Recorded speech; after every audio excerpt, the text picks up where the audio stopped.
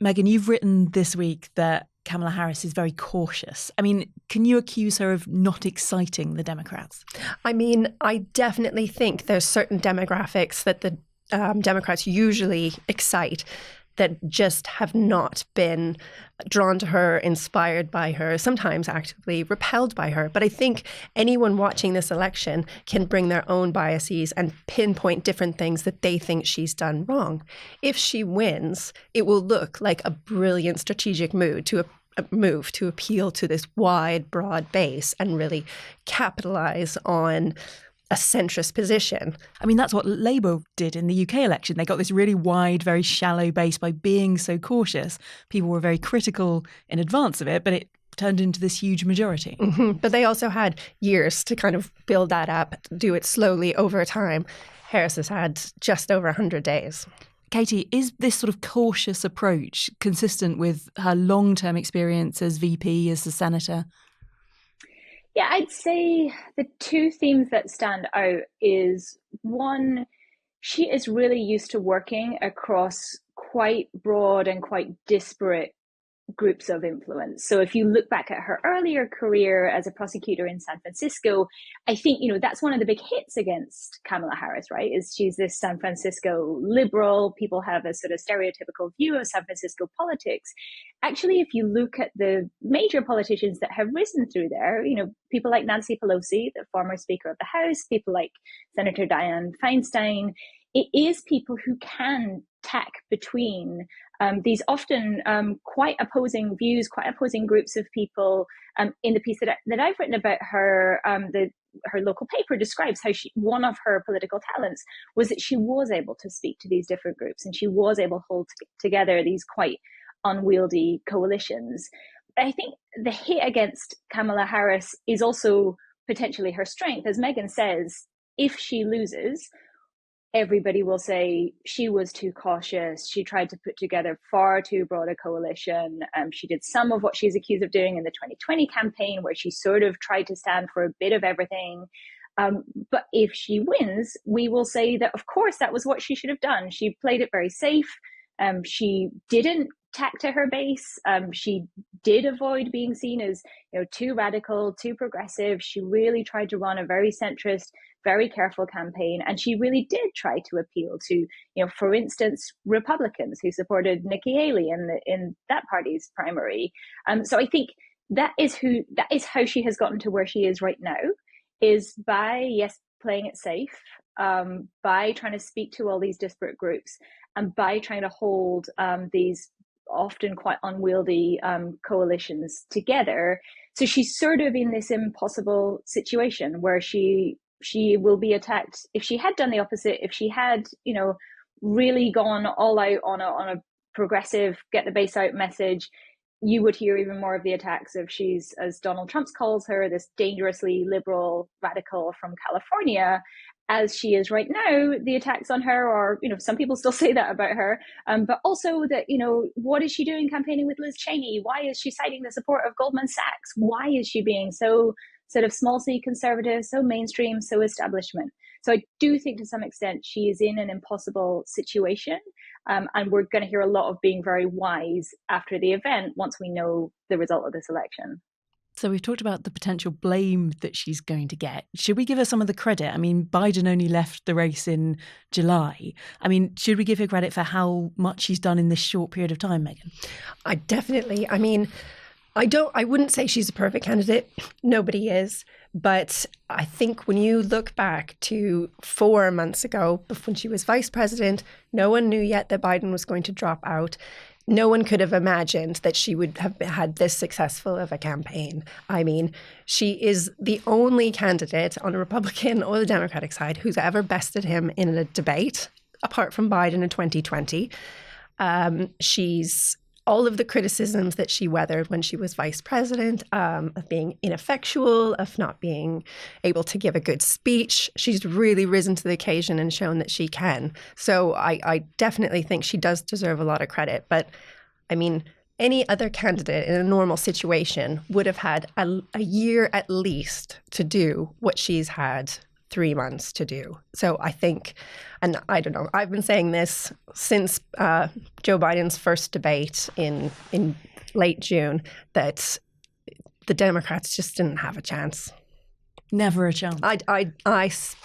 I don't want to bet my own money, but if I could bet someone else's money, I just didn't think there was anything they could have done. And is that because of that incumbent problem that you've got the economy as it is, or is that just because you're changing candidates so late in the race? I mean, it's a factor of everything. No matter what, this was always going to be a closely contested campaign. The U.S. is so polarized because of the Electoral College and how it works. The outcome comes down to a few thousand votes across just a handful of states. So there's really no room for error, and just what they've had to work with has been so difficult, and just to pretend otherwise, I think, is quite delusional. Katie, did they ever have a chance? I mean, would someone who wasn't Kamala Harris have had a better chance, or have had the opportunity to do better?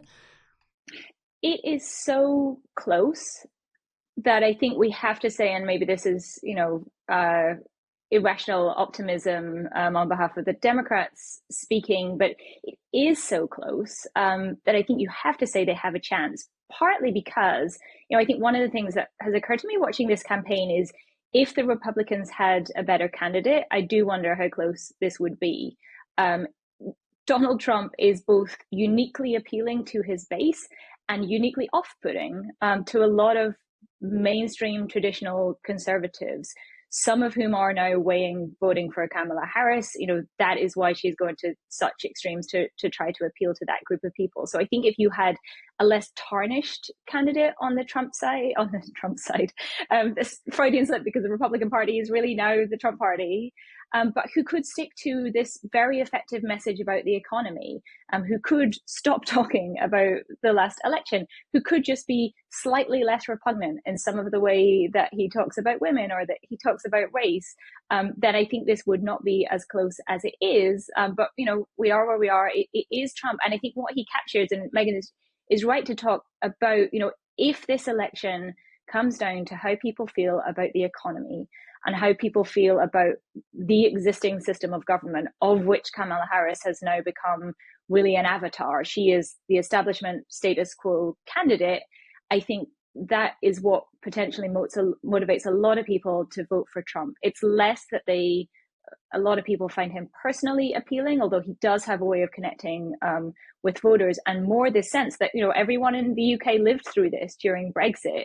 It's less that there's a brilliant plan with costed policies and ideas that might actually come to fruition, and more this ability to capitalize on this general sense of the system isn't working. The elites don't represent me. They don't care about my problems. I'm actually quite happy to try a different approach, to have, people praise him as being a bull in a china shop. There is a willingness in large swathes of this country to just, try anything, to tear it down, and to go with a candidate who does stand, even though he is a former president, even though he's, a billionaire from Florida, has managed to paint himself as this anti-incumbent candidate of change. And so Kamala Harris represents the system that's problematic for her. Right. Megan, Kamala Harris has spent a lot of time focusing her campaign time on attacking her opponent. I mean, you talked about how polarized the US is. Is there any possibility that can win over undecided voters to her side? I think there's a chance, but the proof of the pudding is in the eating. So, we won't know until post-November 5th, and it could be a while post-November 5th, depending on how close the vote is and if there's recounts or Donald Trump contests any loss. But we will not know exactly what was the decisive winning move and what actually got voters to turn out for or against her until it happens. I think one of the really, sharp criticisms of Harris is that she, in the late campaign, has spent too much time talking about her opponent and the danger he poses. And that was a big theme during Biden's campaign until he flamed out in the debate, that it was all about this is a big test of democracy, instead of selling what she has to offer and what the incumbent has to offer. And, that makes sense if people are upset with the current economy and, issues that Harris is rightly or wrongly saddled with and is the face of, border security. So I think, it's part of it smells of desperation this close to the election. But if it works, it will be brilliant. So it's difficult to say. We've got to wait and see. Katie, we've talked a lot about blame. Let's say Harris loses. Who should take the blame? And will they take it? Well, there's going to be a lot of blame to go around, so everybody's going to be able to get some. I think a lot of the blame has to go to Biden and the immediate circle around him. He ran in 2020 very unsubtly hinting that he was going to be a one-term president. He was not the exciting, it's sort of, a lot of the criticism that is now aimed at Harris, you could say the same about him. Nobody was excited about him as the Democratic candidate in 2020. He was the sort of consensus compromise choice who ran on this platform of make America normal again. I think one of his most winning messages was, if I'm the president, you will not have to think about the presidency for days at a time. We will no longer be in the world of tweets at 2 a.m. changing US policy. So a lot of the criticism of her could also be said about Biden, but I think part of his winning pledge was like, yes, I'm an old white man, but I am going to be a bridge to this new generation of the party, and I'm going to help people come up. And then he did precisely nothing to advance Kamala Harris. He did the same. He had the same portfolio as she did in terms of tackling root causes of immigration, which is a thoroughly intractable, politically very difficult position. You can spin that as he was giving her respect by giving her some of the same portfolios that he took on. But I think if you take seriously the idea that he was honestly thinking he might not run in 2024 and he wanted to empower his vice president to be able to do so, that's not what you do. And also simply by not giving that much time, to sort of pulling out at such a late stage. Right, exactly. So it should have been clear to him and to people close to him. It was clear to people who watched him on television. Every time you would see him climb very carefully down the steps of Air Force One and I'm trying to think of kind words to say about this, but shuffle over to the microphone.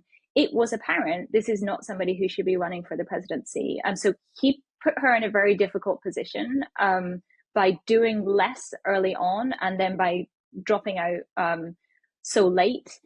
I think there's going to be a lot of criticism too about the campaign management and whether it was the right strategy to run so straight down the middle, whether there would have been a more exciting way to go. But I don't think that criticism particularly holds up, because then people would say she's running to the radical left, she's turning off the mainstream, she's never going to win with that strategy. I think there'll be criticism of Tim Walz.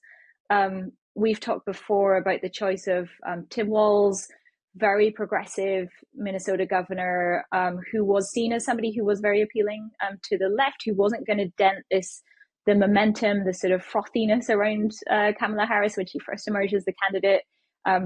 Josh Shapiro, the much more mainstream centrist, very popular governor of Pennsylvania, would have been a way to show that she was prepared to take on the left wing of her party. So I think we're going to be able to relitigate all of those choices after the event. But I don't think, and we'll hear a lot of criticism of her personally too. I think it's important to say it's hard not to watch the coverage of Kamala Harris and feel she is being held to a radically different standard than the rambling, unhinged, convicted felon on the other side of this contest. She is having to be so careful. She is not able to run as a woman, as a history-making candidate. She has learned the lessons of Hillary Clinton, and she avoids, like the plague, any suggestion that her presidency might be personally or historically significant. So she's very constrained, and I think she is running as good of a campaign as she can within those circumstances. But it's a very difficult situation in a very polarized country that, I'm sure she will be blamed. The choice of having a Black woman as the candidate will be blamed. Biden will be blamed. And the specific campaign tactics will be blamed. Democrats are very, very good at post-mortem deconstructing a campaign and retrospectively running a brilliant winning strategy. Have her opinions and policies changed, Katie, since, if you look at her whole career as a VP and senator compared to this presidential campaign? Yes, they have. There's no getting around. I think if you look at the broad arc of her career, I think the span you see is broadly pretty centrist, pretty small c conservative through her prosecutorial career, does campaign on the basis of opposing the death penalty, refuses to seek it in a very controversial case early on, and then as Attorney General upholds the use of the death penalty, which she says is in common with other Attorney Generals who personally oppose the penalty but do their job as the law requires. She then takes some very left field positions in the 2019 presidential primary debates.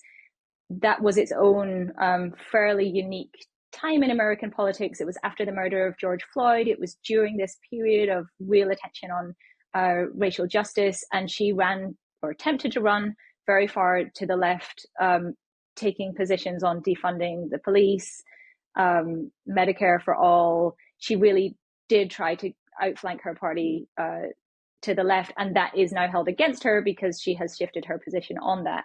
I think the consistent theme of all of this is that she has, just like Joe Biden has, just like Barack Obama has, read the direction her party is going and attempted to position herself advantageously. Barack Obama was against gay marriage during the 2008 campaign, until he wasn't, until the political winds on that changed. So I think it's easy to attack her for shifting her positions and being seen to be too focused on advancing her own career, getting ahead, being ambitious in a way that does not tend to redound to male politicians who are taking a similar path. But yes, there is no getting around it. She definitely has shifted her position over the years.